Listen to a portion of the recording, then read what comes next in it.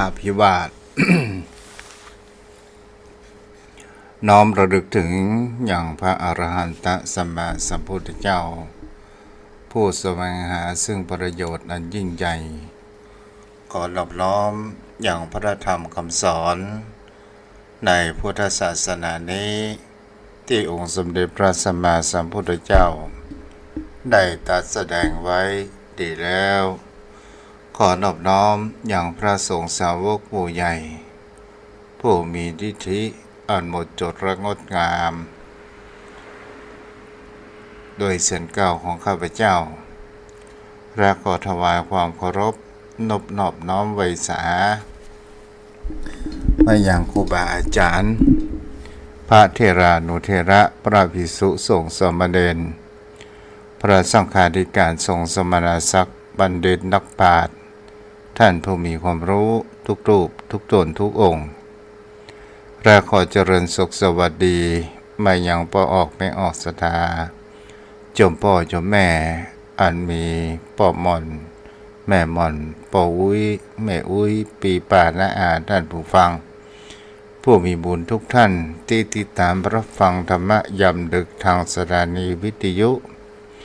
เพื่อการศึกษาพระพุทธศาสนาและวัฒนธรรม 104.5 เมกะเฮิรตซ์โดยการส่งลิงก์สัญญาณจากวัดทุ่งปะเก็ตตำบลหนองหานอำเภอสันทรายจังหวัดเชียงใหม่ไปณอาคารสถานที่ตั้งสถานีวิทยุคือวัดไฟหินตำบลสุเทพอำเภอเมืองจังหวัดเชียงใหม่โดยความเมตตาธรรมของท่านอาจารย์พระครูสมุวิศวัตรวรกิจจรผู้อำนวยการสถานีวิทยุผู้เปี่ยมล้นไปด้วยความเมตตาธรรมวันนี้ก็มาอยู่กับกันในคืนวันพุธที่31และเราจะเห็นได้ว่าเดือนมกราคมพุทธศักราช2567ก็จะจากหมู่เฮาไปแห่งแล้วอย่างมามีวันกับวันพรุ่งนี้ก็เป็นวันที่1เดือนกุมภาพันธ์พุทธศักราช2567วันนี้เราก็จะมาอยู่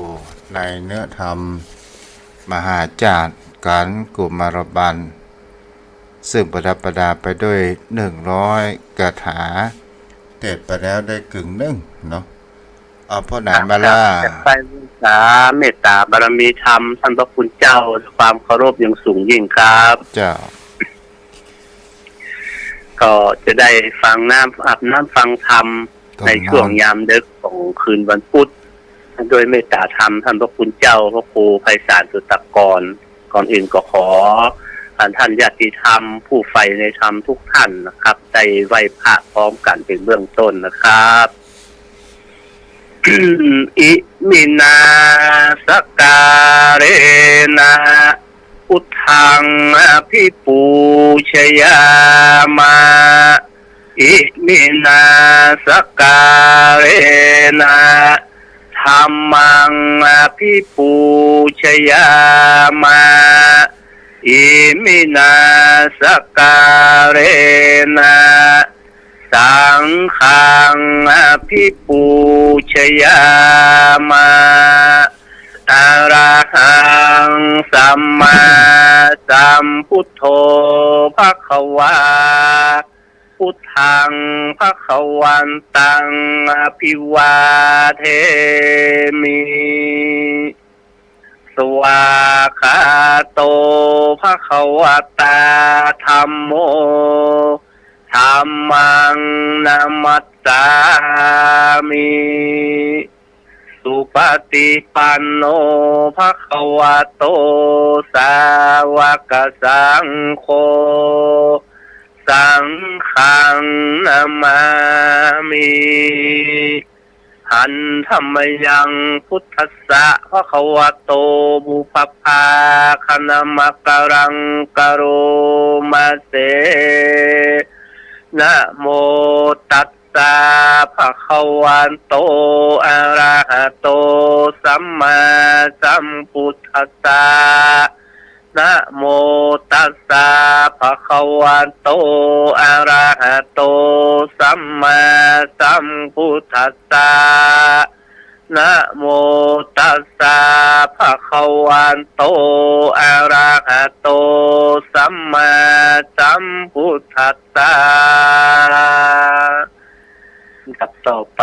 ขอทุกท่านตั้งอกตั้งใจสดับรับฟังพระธรรมเทศนากรรมวัดพื้นเมืองนำมาในเนื้อธรรมมหาชาติกันกุมารลำบันขมุด8นะครับได้ต่อจากนพุทธิแล้วนะครับ นารานารินโทปาเวโรธาเปโตมุนิราสะธรรมังธรรมมุตตมังธรรมาเตสิตังอนุกัมปิมังปัจจังราธนังตโรมา สาธุอนุโมทนาเด้อฝนนั้น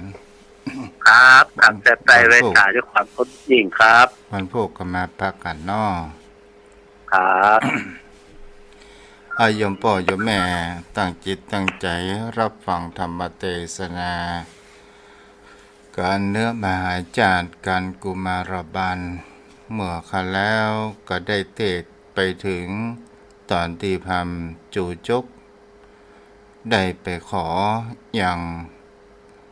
จารีกันหาซึ่งเป็นบุตรธิดาของพระเวสสันตระซึ่งเป็นพระมหาโพธิสัตว์เจ้า วันนี้ก็จะต่อใน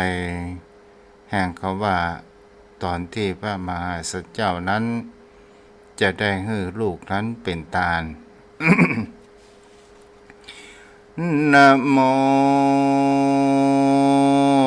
ตัสสะภะคะวะโตอะระหะโตสัมมาสัมพุทธัสสะ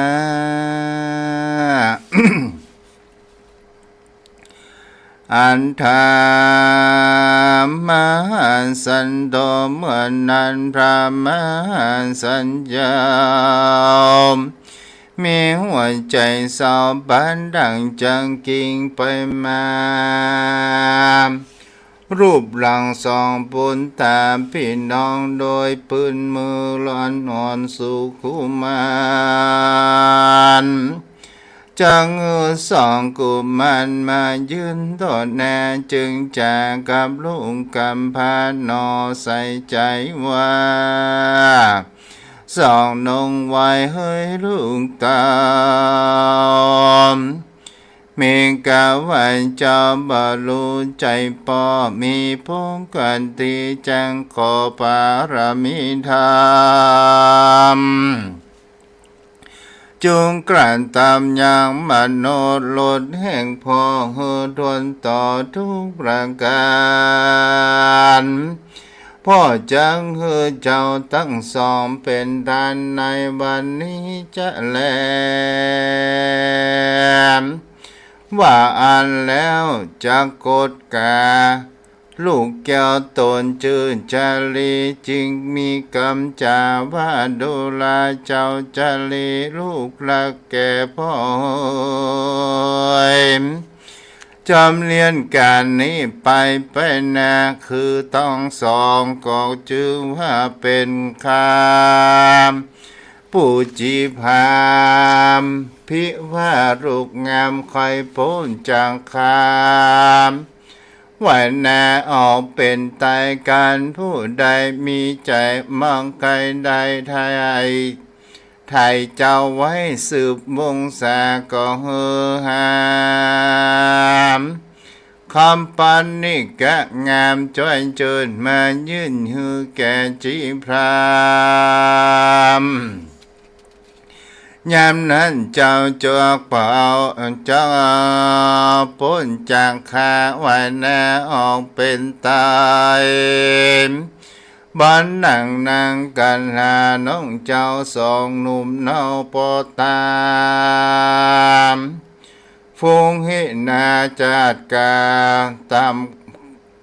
จัดกาตามก้อยคือว่าไพ่น้อยพระจาบ่ใจฮือชื่อพญาจังมาไทยหาได้แต่อันมี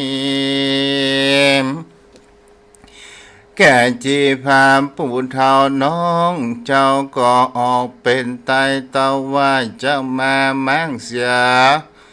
เจือกจาเจือจาดแห่งเราผู้เป็นขันติยราชวงศ์สามและยังดันนาเขาของและปานและร้อยบ่มีแก่ไว้น้อยโยธาเว้นแต่พญาจึงหาได้คนทุกร้อยหาคมได้เหตุนั้นนางใส่ใจน้องเจ้าไข่ป้นจากหาจิพามจุงหาจังสารไปงามปอร้อยมาล้อมาใหญ่น้อย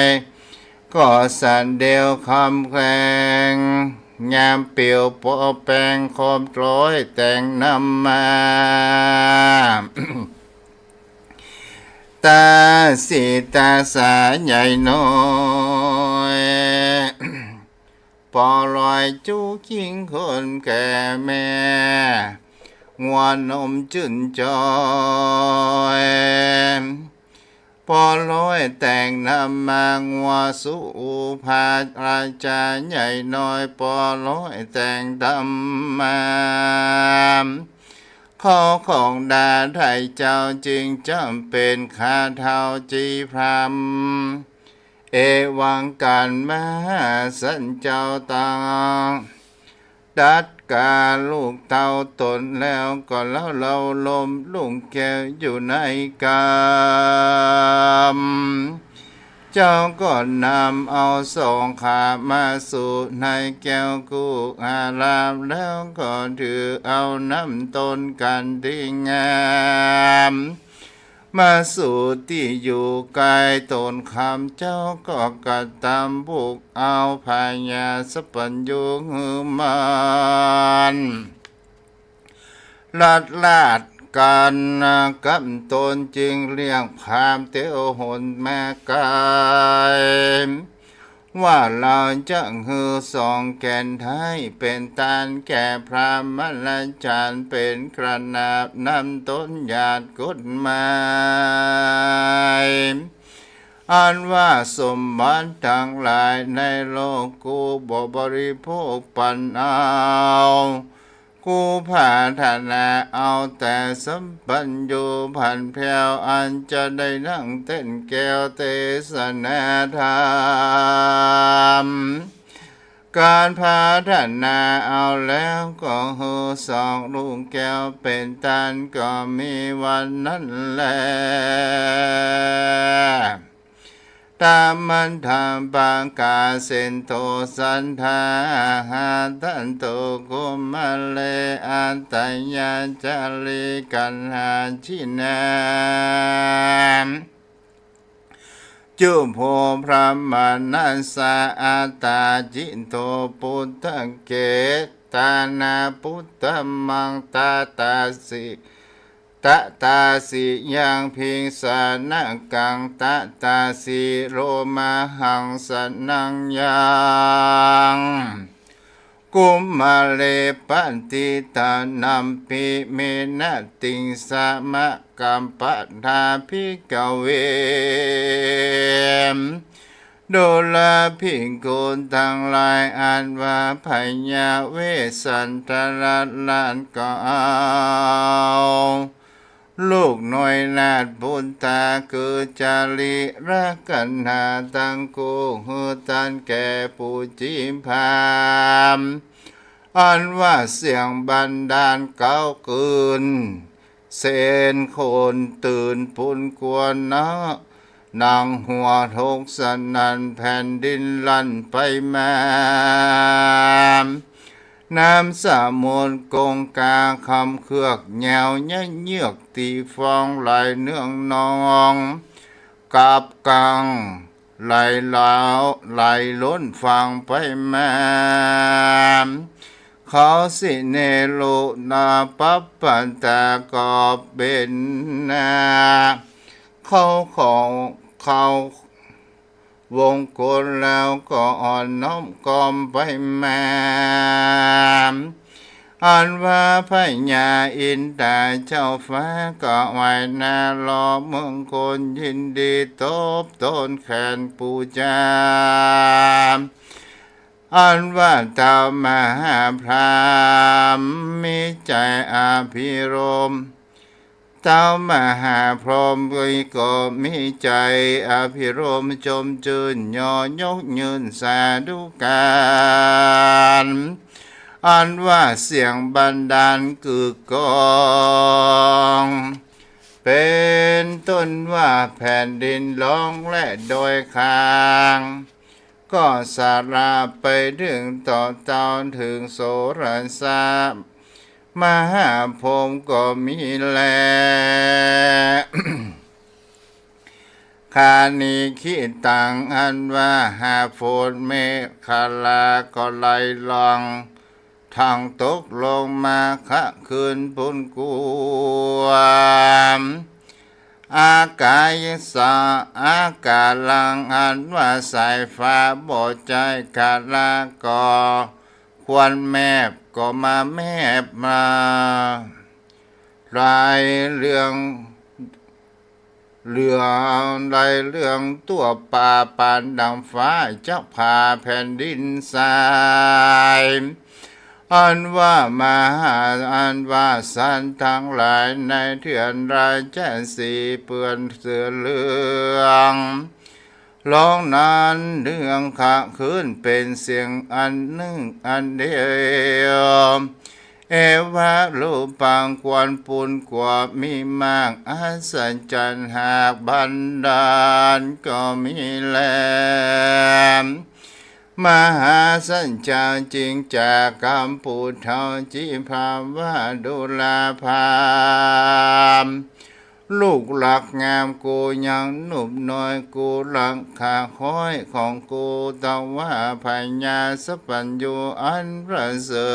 ฐกูลักลำเลือดกว่าสองคามด่านจางขาขยะสางขยาลักเล่าลักน้อยเต้าปันดีลักปันตีถึงหมื่นลักกว่าหมื่นถึงแสน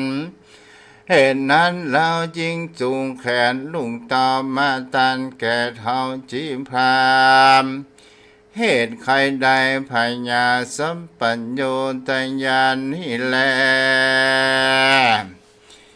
มหาสันเจ้ากันว่าเฮิดตันแล้วยังรุ่งแก้วตั้งสองเจ้าก็มากำยินดีข้างกอยจะง่อยกล่าวกันทาว่าสุตินังวัตเมตานังว่าโอยนอมตาอันกูหากเหือเป็นตานี้เป็นตาดีนักและว่าอันก็เล็งดูแนาลูกแก้วทั้งสองหันแลจูจังโกส่วนจูจังกันพามปูเท่าบ่มีเชือกจักผูกลูกเจ้าพญามมันก็ละถงป่าอันใหญ่เข้าสู่ป่าไม้แสวงเอายังคือเขาด้วยเขียวกันกาบเกี่ยวคือลีมาผู้เจ้าจารีข้างคำขวาผูกนางกันหากำสายมัดขาดไว้กันเป็นเกี่ยวหนึ่งเงื่อนหนึ่งเอาตีเงื่อนหนึ่งเอาตีรังสองนอนนาวตีแล้วลากนำไปก็มีนั้นวันนั้นแล ตามมันทางปากาเซนโตสันทาหาทันโตโสพรหมโนสุนทางลาตันตันเตหิดังนี้โดลาภิกขุตั้งหลายตนทะลงสิ้นใสสุภาพอันว่าพรามผู้หยาบจะสาโหดมันหนีออกจากอาสะลมบทออกว่าเข้าสู่ป่าแสวงหาเอายังคือเขาอันเจ้าผูกยังลูกเจ้าพญามันก็เอาละตาโดยเขียวดิ่งกับเกี้ยวเอาปันมาผูกส่งจอมขวัญลุงเจ้าหนีจากเต้าสาลาวันนั้นแลน้ำตาโตเมื่อนั้นจูจากการพามผู้เท่ามาถือไม้เท้าเปิดโถงป่าที่ตีหลังจารีตีหลังจะหาจารีกันหานำกว่าลองด่าเจ้าไปปันมันเนียมันตีสองหลังแห่งโนลาตีตอนนั้นพ่อพายาหากรรมการุณาบอดได้เบนดังขาดใจพ่อหากปานมันนั้นแล พี่ว่าหลังสองเจ้าขาดเครือเขาขาดเป็นรอยมันมาตีบอดน้อยเป็นถอยเลือดไหลลงแต่แลมเมื่อนั้นพรามจากตีดังอันกุมันทั้งสองก็เป็นหลังกันบินหลังกันกับกันไว้บอกหูพรามที่ได้สันหลังในเมื่อพรามตังนำสองเจ้ากว่า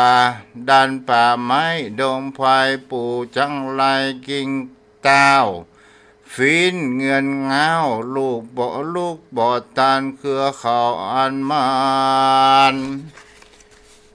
ผู้ขาดก็รู้จากกุมารปู่อันดำพันลูกบ่ได้เหมือนดังขอนลายขอนไล่ไม่ไฟลามสองกุมารจริงหนีจากไว้หน้าพางเสียพามเล่นมาตามหาพ่อลงให้ต่อบุญพระนิเจ้าจะลีมีตนอันสานเป็นดังป่าเป่งอันลมมาหักปัดไปมาไว้หลังพาตาวตนพ่อลงให้ต่อเจนจาว่าอันมาจะนิ่งคันธาคาแต่ตัวพ่อพญาเป็นเจ้าอันว่าพระแม่นอเจ้าเทวีเมื่อจะไปดงลีแต่เจ้าก็ยังฝากลุงเต้าไว้จิ้มพอแล้วจริงได้ไปเพราะว่าเครื่องใจพระมันดาเพื่อข้าแม่ฝันร้ายแต่กลางคืนกี่ได้แม่ใส่ใจก็ยังสั่งเจ้าว่าลูกเต้าอย่าใจไก่บัดนี้รับร่างนางทงไว้แม่แล้วพ่อปล่อยเพื่อลูกแก้วเป็นตา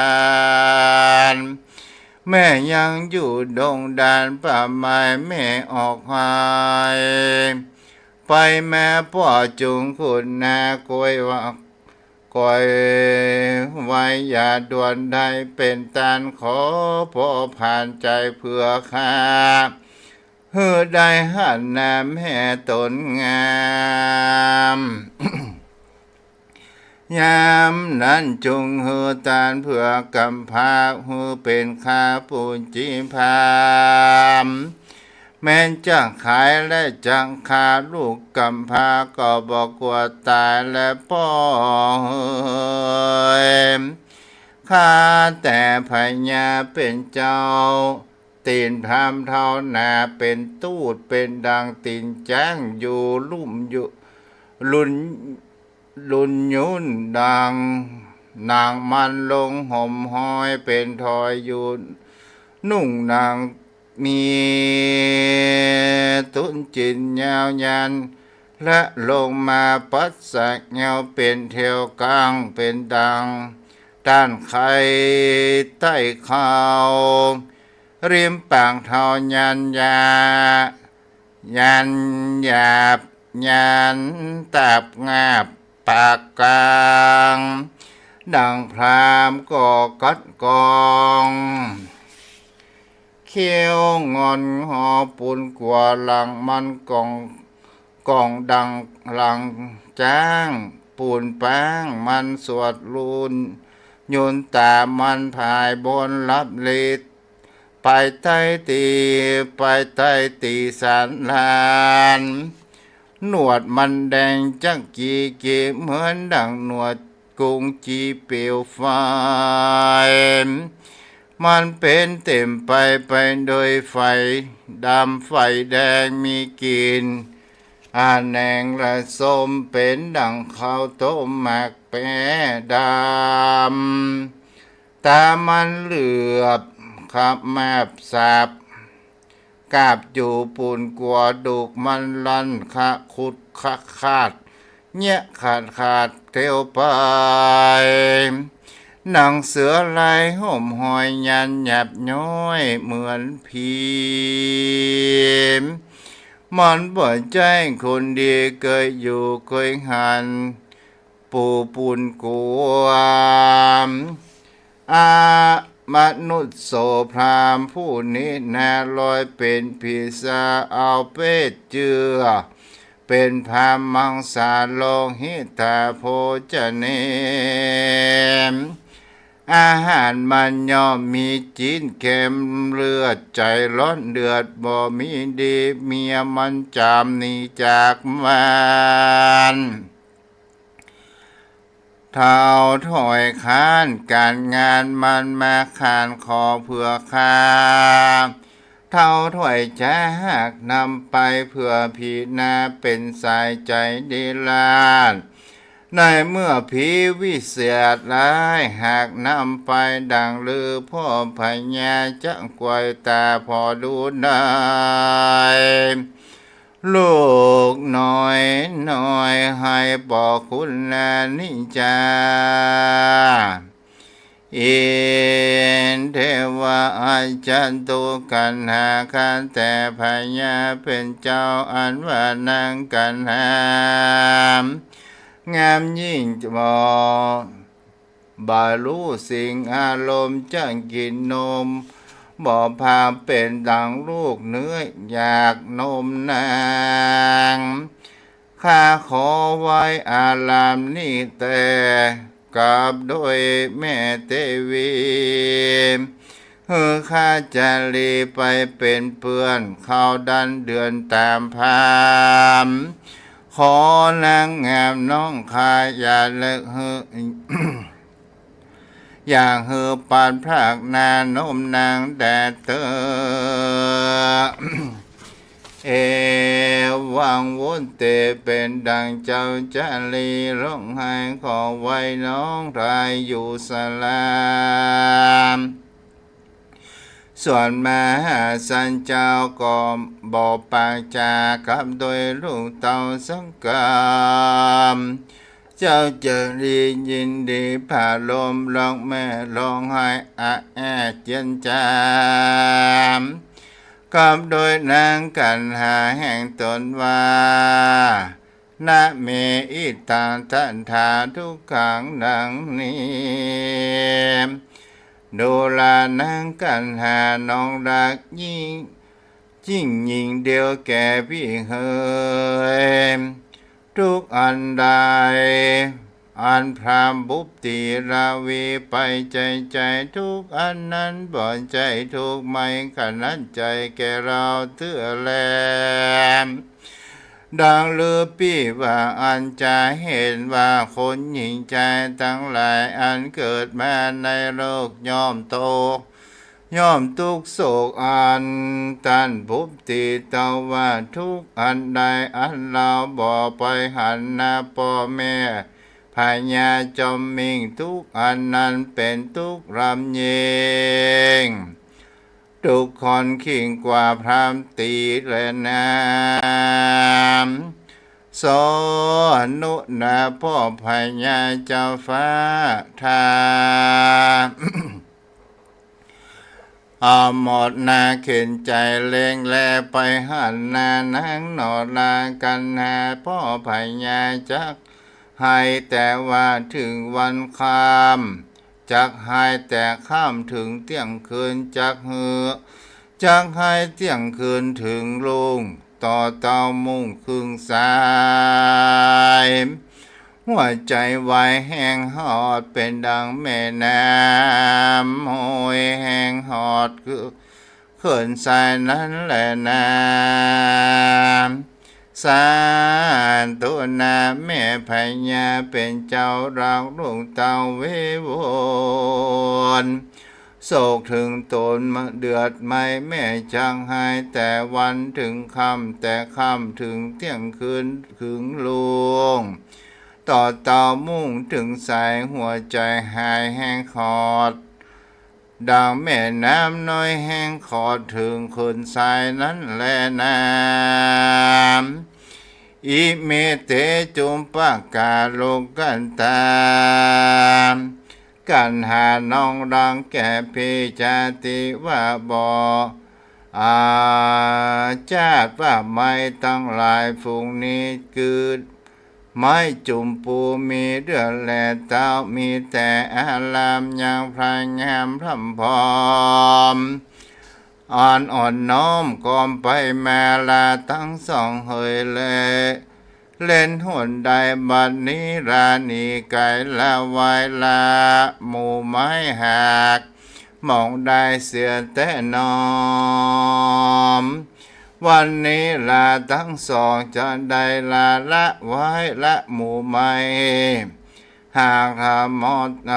หากทมอดตายตั้งหมู่ทัดลายและงัวป่าและจางลาทุกิรีดังเสือมีและจางเข้มดังจนเจและลิงลมสังกุนาเกยจมร่ำร้องเสียงมีกองน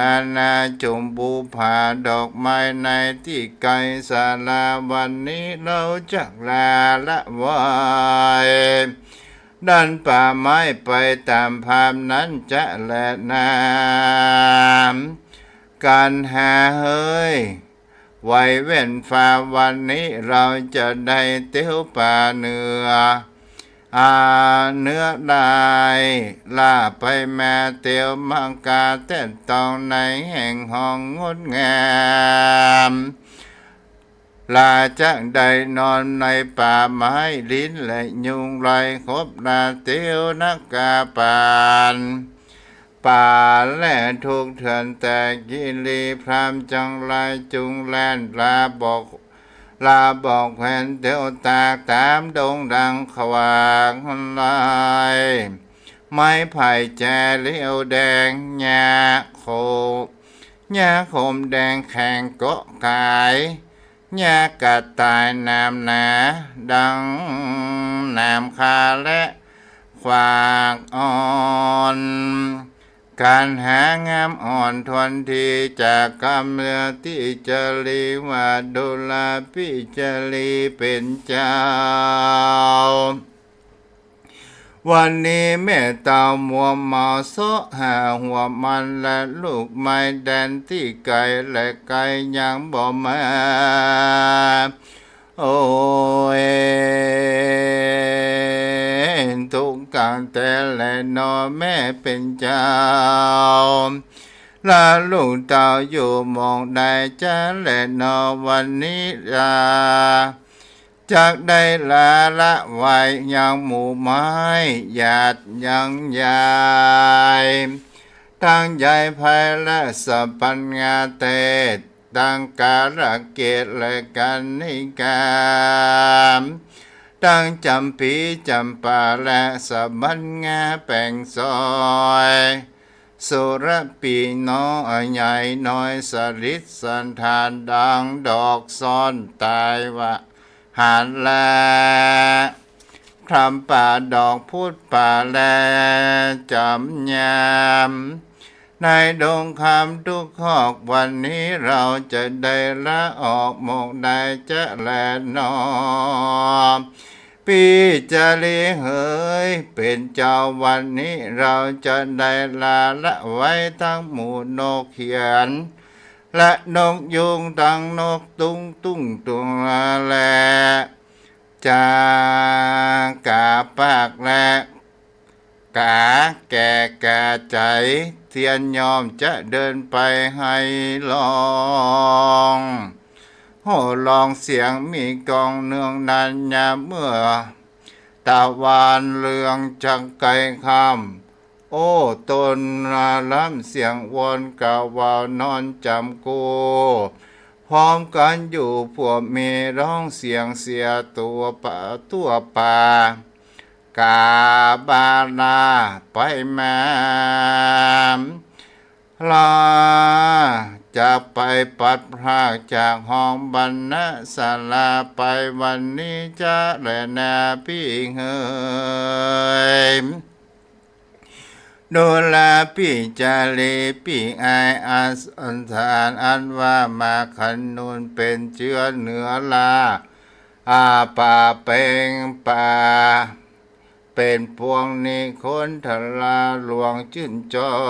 ยขวิดใหญ่น้อยแก้มกัน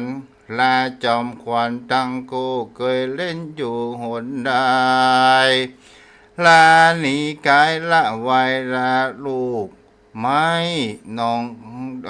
ละลูกไม้มองได้จะเลยนะอิเมติทันทีอาลาเมอันว่าอารามเป็นลมงาม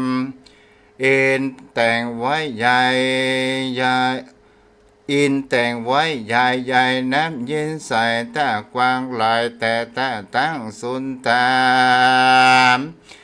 ลาเคยกินและอาบเย็นสาราบสุนใจลานิกายละซ้ำละตาน้ำเป่าเย็นไว้จะแลดอกไม้งามสะพูตั้งต้นอยู่จอมคอยลาก่อยใจรอลาก่อยใจตั้งกู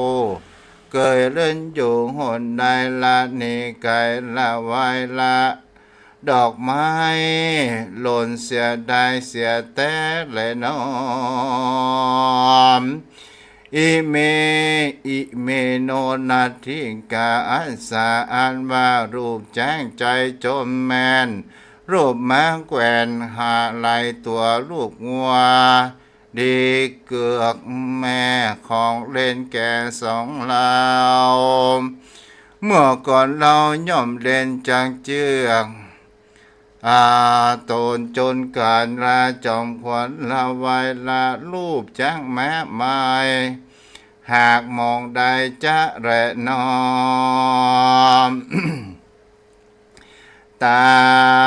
มมันทำบางกาเซนโทสันทาอาหานิยามากุมลาเตปิตะลังเอตัมพรามนังกะเลากังวิจาริดังนี้เป็นกาพิงกเวนดุลาพี่คุณทางลายอ่านว่าสองน้อยจารลานกุมารในเมื่อพรามมานาจานำกว่าญาดารักญาติเจ้าจะลีให้เหลียวต่อให้สองพ่อพญาวาเทวากันแต่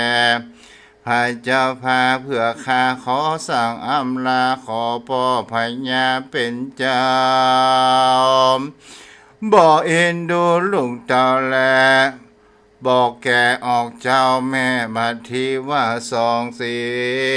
หามเปลี่ยนที่บ่ได้อยู่สวนสดีค่ะแต่พระจอมสีอก เจ้าเครื่องเล่นเผื่อลูกเต้าบ่บาลูกเต้าก็บ่เอาไปเกือว่ารูปจ้างใจจมจืนรูปมาตื่นยอหัวลูกงัวตีเกือกแม่เป็นของเล่นแก่สองเราเมื่อใดพระมันดามาลอดบ่อยาเอารูปจางมาตอดปันนางกันพระบนความเป็นหานอันเครื่องเล่นก่อนจะหายทุกตื่นเต้นหัวใจเหมือนดังหันสองนงไว้ดวงเต้าแลแน่ ในเมื่อกุมารปิดน้องละให้ล่ำร้องเลโลนสองอาสางพาตะสอบพลตนปอไว้นาลอเจนจาดังอันเบืองปานมาหาสันเจ้าหลังดวงตาพุทธามแสนโศกาโศกคนใจร้อนดังเปลวไฟเหตุว่าเจ้าทรงจอมใจพี่น้องได้แต่ต้องมวลเป็นดังจางสารตัวองค์อาจอันแก่อาราชสีถือเอาเจ้าบ่อาจจักเศร้าตนอยู่ได้จึงร้องไห้มาก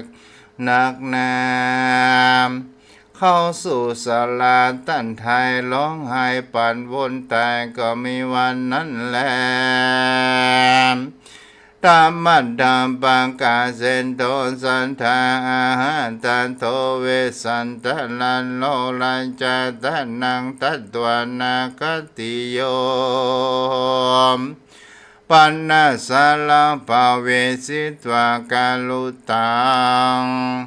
ปาลิเตวันติภิกขเวโดลาภิกขุทั้งหลายในเมื่อภาเวสันตันลาเป็นเจ้าชาติราชามีสันดาเลิศแลจริงได้หือลูกแก้วเป็นตานพระผู้บันโศกเศร้าลงให้เข้าสู่ศาลาควรค่าคุณกวนข้าโสดขุดนามักนาพระมหาสัจเจ้าลงให้เลลนว่าโอเอนอมเอ็นดูสองกุมันเจ้าพ่อกูฮือแล้วก็ปรมีธรรมบันนี้พรำใจดำมาจ๋ากำต่อนาเป็นดังคาเก่าเกิดใจกลางเรือนมาบันนี้ตะวันลงนาละมอยกากันก้อยลงแรงสองปงแปงอยากคอมพายป้อยจะมาปั่นเขาหูลูกกูกินนี่จะนอมการวัจตาตะสิตาโอยนอ กาลาปังนินาเป็นกาลาอันคำตะวันตกต่ำรับด้อยปลายสองน้องไว้ตั้งกูจากร้องไห้เข้าสู่คนได้ว่าพ่อแม่จอมใจออกเจ้าเพื่อขายอย่างเขานักแก่ตีดีหรือว่าอันบุกลาคนใดจะมีใจอินดูลูกตาจะปั่นข้าวใส่มือขวาจักมาปิดปาใส่มือปิดปาใส่มือซ้ายจักเรียกลูกเอ้ยไอ้นอพ่อมากินเตอว่าอันจะนอ ลูกกูทั้งสองเคยไปโดยยวดยานสีวิไก่บรพากอันหนึ่งเคยขี่ม้าลากจอนไปบันนี้ลูกใส่ใจกูจะปัดพรากยวดยานจะเตียวไปตามพรามดังหรือได้แก่ป่าไม้นำนานั้นจาโอ้ยน้อมเอ็นดูสองกุมาร เจ้าปอไอ้นาต่อล่อหนทางเตียวดงขวางตัดเด็กบ่มีเกือกมามีเกือกจักลองตีนเปล่าตีนขาปองเพ็นเลือดเจ็บล้นเดือดปั่นไฟพรามจังไลจุงเล่นจุงเล่นคาบอกแกวนเตียวตางใดดงขวางเดือนทำจูกำ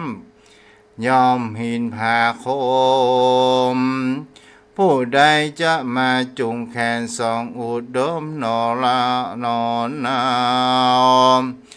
นำลูกเต่าปอกก้อยเตียวต่างนี้จะนอ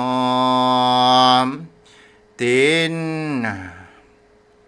ที่เหยียบลูกกูทั้งสองที่สุกเป็นน้อง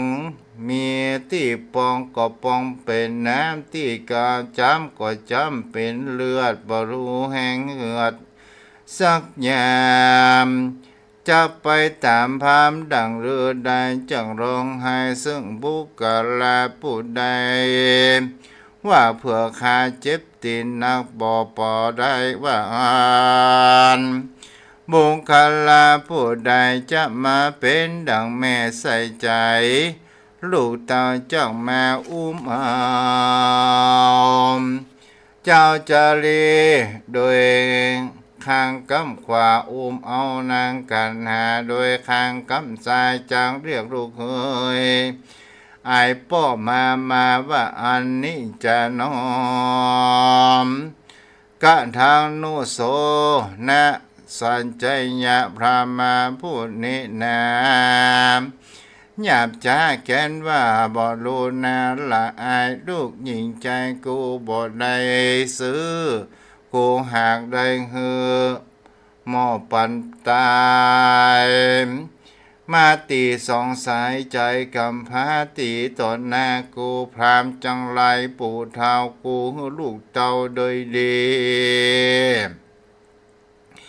บ่มีใจพานีสองกำพาเหมือนดังคาป้อหากปันนั้นจามโยปิเมตะสีตะสัสสะเมื่อกูอยู่ในเมืองเสวยราชเป็นเจ้าอาวาส4 ปียังมีหญิงตาสีคาใจในที่ไกลปาตาหญิงผู้ใดเป็นคาใจต่อหน้าท่านกูมีใจผู้หนึ่งแม้ทำไทยเราใจข้าเก่าทัดถูสองข้านี้จูกันมาเป็นข้า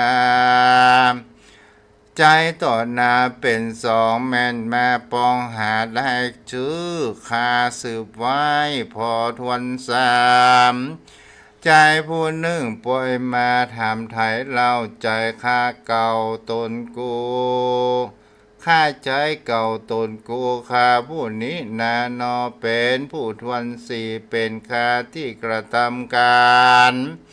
ผู้ใดจะมาใจหานมาตีมาด่าลันตีว่าทันนัดใจก็บ่มีเขายังกลัวฤทธิ์ดีกูลตาทุกดันดาวยอมกลัวกูพรามผู้นี้นะบอกกลัวกูตนพ่อมาตีลูกน้อยหนอก้อยใจมาตีน้ำไปต่อหน้าอวยนอ เอ็นดูลูกแก้วกำพาพอท่านนะใจเช่นล้ำและน้ำในเมื่อกูสองของค้างอยู่ในโปธิญาณจักยกมือบุบตีก็ยังบอดได้เป็นดังป่าอันคองอยู่งาใสและออกบอดได้พามป้อยมาตีมาด่าลูกน้อยกูว่าเวยตอนแรกกูปออันนั่งพอบอกแข่งคำนี้จามเมื่อนั้นความดันนีวินโตก็เกิดมีแก่มาหาสันเจ้าอันลุงเต้าตันหันพ าหันผ่านพระผู้บานจริงขนิ่งใจเราว่าพรามกะตามแก่ลูกเท่ากูเลือดใจกูบ่อาจทำลงอยู่ได้ร้อนวุ่มไหมหัวใจกูแม่กูจะไปตามพรามผู้นี้และข้าหือตายไงไว้แล้วเอาลูกแก้วปอขึ้นมาตึกกามกูจะถือเอาโกงธนูข้างกำซ้ายข้าหยัดยิงพามจักถอดเอาสีกันใจงามเทียนกาไปไล่ลาฮือพามตายและกามมันแม่ขอเอาได้บ่ได้ซื้อกูหักฮือโดยง่ายปันดีมันปล่อยมาตีลูกกูต่อหน้าไว้น้อมเอ็นดูลุงแก้วพอดันนาใจเจนและนาอันดัตทางเมโพธิสันโตสัมกันเองดูว่าอันว่าโพธิสัตว์เจ้าของเราสร้างสมปานทุกอันพรามตีและดานำเอาเอานำเอาข้าก็ว่าพันใจดังกูแม้ก็นิ่งใจไหลจ้องโพธิสัตว์แก่แต่ก่อนสร้างสมปานก่อเกิดตาหน้าปารมียานอันเลิศแล้วมหันจากการแก้วกินแหงเด่นย่อมแปลงใจบรรจมเจินหอมหื่นโดยต่างๆพระผู้บันก็นิ่งใจถึงบริเวณนี้แห่งพระโพธิสัตว์เจ้าแต่ก่อนใจเต้าอ่อนวอนก็มีแหละนาตาโตเมื่อนั้นพระโพธิสัตว์เจ้าบุญบ่เศร้าใจปานกึดตามปัญญาญาณรู้ลอดหือรู้จอดกองดีว่าโพธิสัตว์เจ้าตนเด็กขนาดอันว่าสร้างผาธนาเอายังพญาอันลอดฟ้าได้ไหวนาถนัดพญาประสัพปัญญูเตียนย่อมจูดันเต้าง่ายสาระจ่ายฮือเป็นทานยาบริจาคจากการหาสิ่งคือว่าเงินความยิ่งหลายประการฮือเตตันชีวิต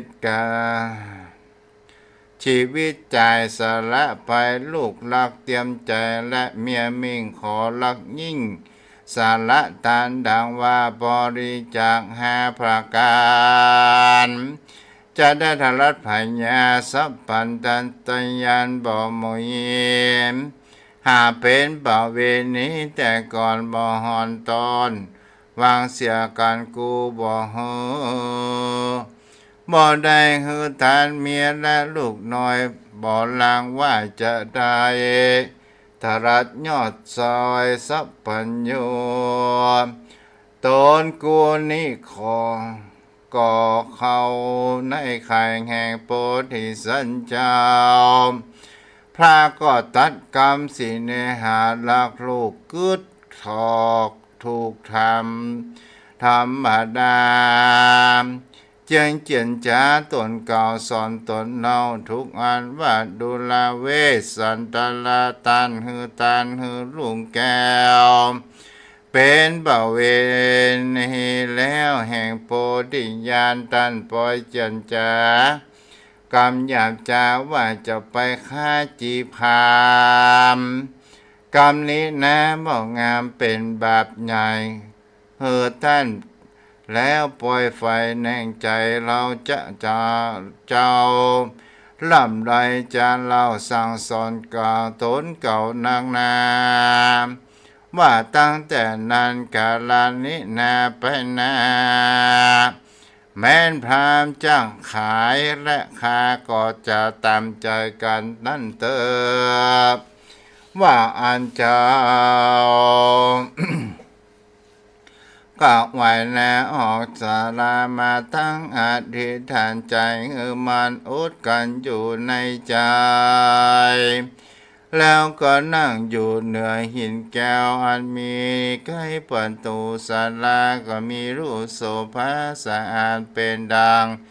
อินทานทิลาต้นนางปราสาทแก้วพิมานคามันนั้นแลส่วนจูจักกาพามปูเทาก็ยังตีลูกเทาลากแขนไปเจ้าจะลิงามใสสะอาดจางเจียนจากกับโดยนางน้อยนางน้อยนานกันนาจึงจะ กล่าวว่าการท้าว่าสัญจางกิเลมาวัดสังสูดังนี้ดูลานางกันหามน้องรักหญิงเตียวเดียวแก่พี่เฮยคนทั้งหลายในโลกสงสารกล่าวตำนานไว้ว่าจะได้สืบสารมาว่าแม่เนื้อแห่งกุมารีสีหนุ่มนอนตนได้บ่อยู่กายคือว่าได้ปัดภาคและตายไปเต่ายังแต่พ่อตนดังอันแม้นชีวิต ก็เสมอตายแล้วเหตุว่าได้เราแม่แก้วผู้มีใจอินดูลูกเต่าพ่อเป็นเจ้าก็อินดูลูกอันนี้ก็ถูกกรรมหลวงว่าไว้ก็ได้แก่สองเรานี่แน่แลเอหิกันเฮดูแลนางกันหาน้องรักแก่พี่เฮยเราจุงเร็วรีบอยากฮือพรามเขาถีบตีเราเจนเตอ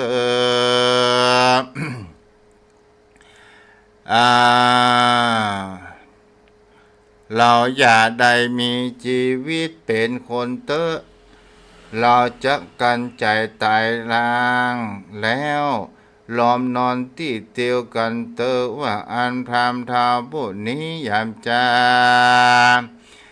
ตีดังคาพ่อหากไปปันหามธรรมโลภ